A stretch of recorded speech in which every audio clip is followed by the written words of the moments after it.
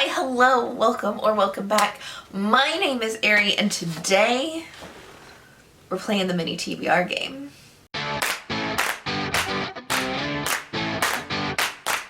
For those of you who haven't been here before, if you're new to this channel, this is a mini TBR. I don't use this to pick a monthly TBR, but every couple of months or so, I play this in order to kind of choose the books that I read for my TBR in whatever order the board comes up with.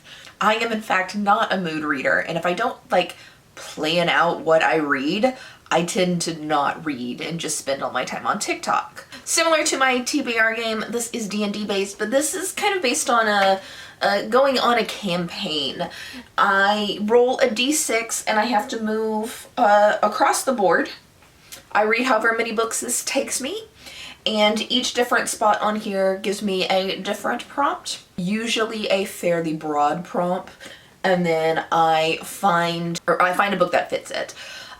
Sometimes these games go really fast, sometimes they go really slow. If I land on a dragon, dragons kill me. I have to go back to the beginning and start over. But let's see where this board takes us this time. Okay, it's mini TBR time. Let's use this little itty bitty board here to figure out my TBR for the next week or so. So all of these little spaces have prompts. I've gone over it in previous videos, so I'm not going to go over it again, but you can watch a old mini TBR video or just figure it out as we go. D6, this is our little person to go around the board, and a 3. 1, 2, 3. Campfire, which is a random or randomize my Dungeon of Books TBR for the month.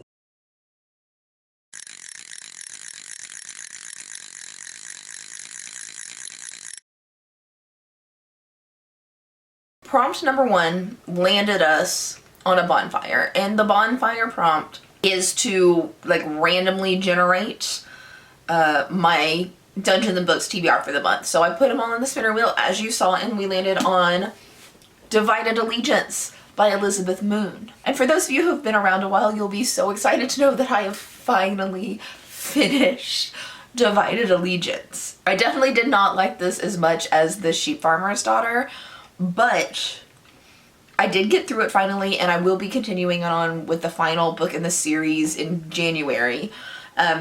So we've done it. After 3 tries, I've made it through this book. This book follows Paxenarian after the events of the first book, where she was, just a soldier in a company. She has been temporarily released from the company to kind of find her own way in the world, to get further experiences after some traumatic events leave her a bit depressed. And this kind of follows her adventures as she's trying to figure out what she wants to do with the rest of her life and what kind of person she's going to be. It starts out really awful. She's traveling with a companion who just constantly gaslights her, and she has no idea that he's doing it, and it really bothered me, so I put this book down. But eventually we got past that point and I made it through. The end of this book is definitely a cliffhanger. Fortunately, these books were published in the 1980s, so you could definitely jump right into the 3rd book of this, which I plan to do and figure out what happened with Paxenarian in book 3 in January. All right, it is time to roll again. 6.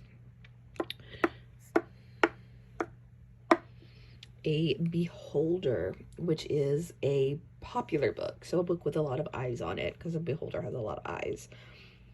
Let's figure out what I'm going to read.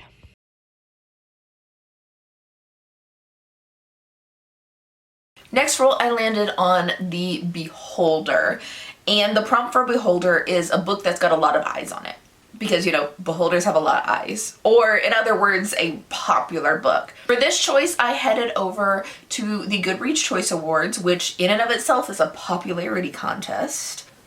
The new romantasy category this year, I went ahead and picked one of the top 10 off of there, and I did choose number 10, which is The Jasad Heir. and went ahead and read that, mostly because it was the book that I had started before playing this game, so I wanted to finish it. This is an enemies to lovers romance, and our main character, Sylvia, is the lost heir of Jasad. 10 years prior to this book, the Jasad Empire fell. The entire royal family was murdered, or so they thought, but Sylvia escaped and has kind of been on the run, pretending to be somebody else since then. Sylvia accidentally catches the attention of Aaron, who is the Nizal heir. Nizal is the empire that led to the overthrow of her empire, and she's hiding her identity, but he figured out she's Jasad, and he uses her to compete in this tournament, granting her her freedom if somehow she manages to win on his behalf. And as this happens, they kind of get a little spicy in there. This is a true enemies to lover. Like, this man is responsible for killing all of her people and her parents. There are some spicy feelings going on there, because there's no smut really in this book. It is definitely establishing the characters. Oh, slow burn enemies to lovers romance. They haven't turned out to be lovers yet, but you know it's coming. You know it's coming. This is book one. Overall, it is fine. I really liked the idea of this book, but I kept losing interest as I was reading it. It was very hard to keep my attention. There was points where it was like, oh yes, this is exactly what I want. And then it kind of peters off and goes into the mundane, and I got bored and put down the book and picked up TikTok again. It was fine. If it sounds interesting, pick it up. If it doesn't, then don't.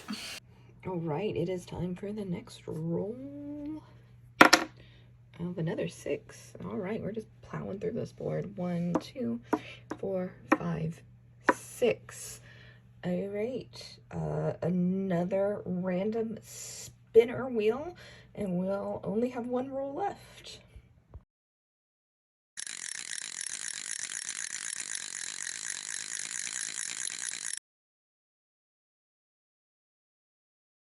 And so we go back to the wheel that spins my current TBR, and I landed on the Druid. Now, on my Dungeon of the Books TBR for this month, the Druid was a random number generated book, and I don't remember why this is on my TBR. It was something that is on my Kindle, but I don't know where it came from. Like, did I get it for free from somewhere? I don't think I bought this, but it was on my Kindle and I read it, and I honestly was not expecting really much of anything at all going into this book, but was I pleasantly surprised. This book follows Eileen, I think is how you pronounce her name, and she is of a class called the Wretched, which are basically indentured servants to the church because she was just abandoned as an infant, adopted by the church, and then she has to work off her food and board from her childhood. She is treated decently well. Aldermaston, whatever, who is the head of the abbey that she is living in, gives her a particular assignment to be the caretaker of a prisoner, a druid, if you will. She is supposed to befriend him and pretend to be interested in him, so he gives her his secrets. He is hiding a very important book, and the church wants to know where this book is, so that is her task. Overall, this story is a very simply told story. It's not, there's no like life-changing world building, there's no intense political intrigue, but it's a well-told, well-paced, just simple story. This is like a great palate cleanser of a story. I have to say this is one of the few like high fantasy stories that I would call a palate cleanser. So if you're the type of reader who really only reads high fantasy, but you want something that isn't a brain exercise of trying to figure out like the terms and the lore and the logic and the politics of it, pick this series up. I don't think you'll regret it. Is there even a point to this last roll? Because no matter what I roll, we're going to the final spinning wheel.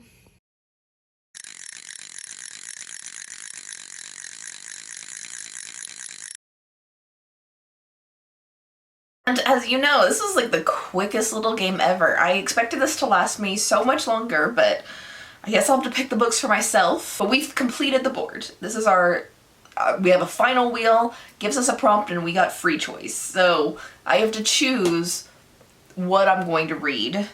And for this, I'm going to grab another of the romantasy category, possible spoilers for the fact that I'm doing a romantasy video right now. So if you want to know more about all of the romantasy series from the Goodreads Choice Awards, just stay tuned for later this month. So for this one, I picked up The Hurricane Wars by Thea Guazon? Probably butchered her last name. My bad. This again we have enemies to lovers, but it's a little bit different than the Jasad Heir, because in this one, they both know who the other person is. Kind of. To an extent. The Night Empire has been expanding all of Talison's life, and the shadow magicians of the Night Empire have wiped out all of the light magicians.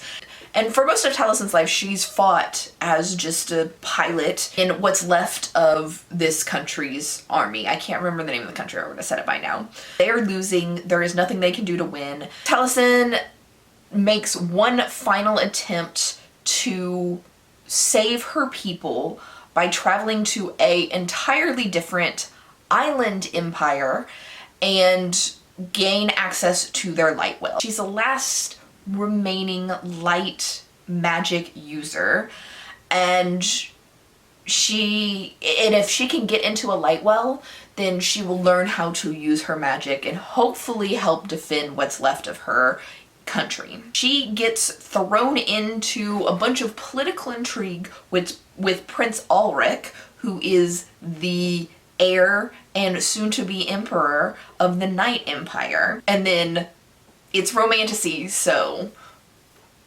romantic things happen. They fight in the war against each other multiple times. Like, they don't like each other, but because of politics are kind of thrown together.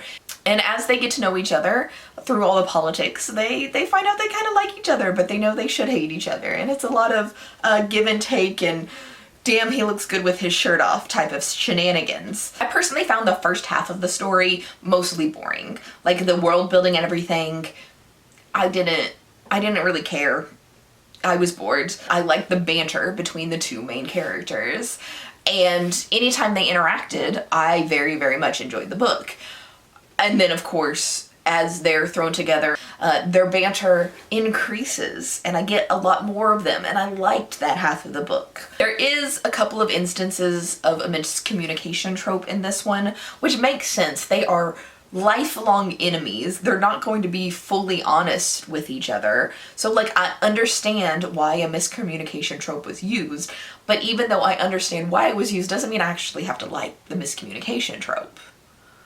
Right? So I get it, still didn't like it.